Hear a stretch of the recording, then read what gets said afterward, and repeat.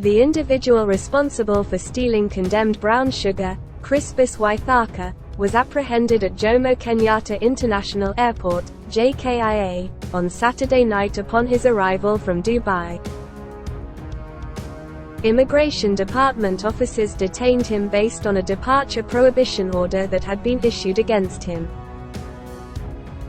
When he was found, he had an interim order for anticipatory bail worth 100,000 shillings, granted by the High Court in Mombasa.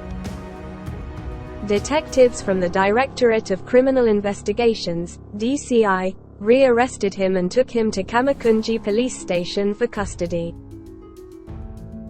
He is expected to face charges in court on Monday for diverting the condemned sugar, which was supposed to be converted into industrial ethanol.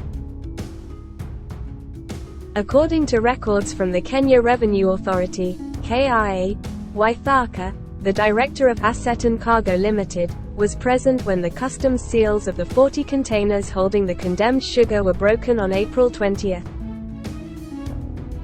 The DCI detectives have recommended charging top managers from the Kenya Bureau of Standards, KEBS, and some CRA officials with various offences, including abuse of office. Some individuals will face charges, while others will serve as witnesses, based on the DCI's recommendations to the Director of Public Prosecutions, DPP.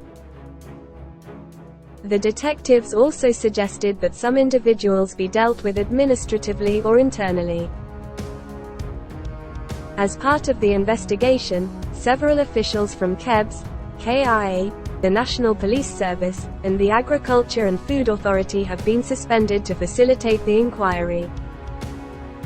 Head of Public Service Felix Koskei announced the suspension, stating that President William Ruto had been briefed about the irregular and criminal release of the condemned sugar, which was meant for conversion into industrial ethanol.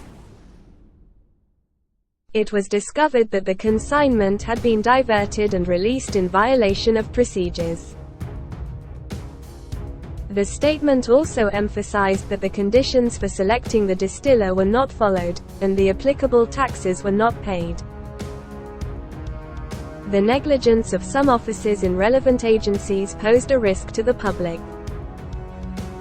The consignment, consisting of 20,000 bags of sugar weighing 50 kilograms each, was imported by Morocco Investments Limited from Harare, Zimbabwe, in 2018. However, KEBS condemned the sugar due to a lack of expiration date specification.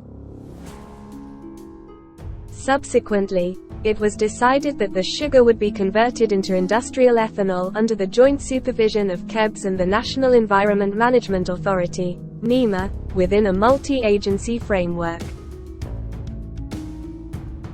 According to the investigation, after KEBS condemned the sugar, it was stored in a warehouse in Makongeni, Thika, awaiting disposal orders.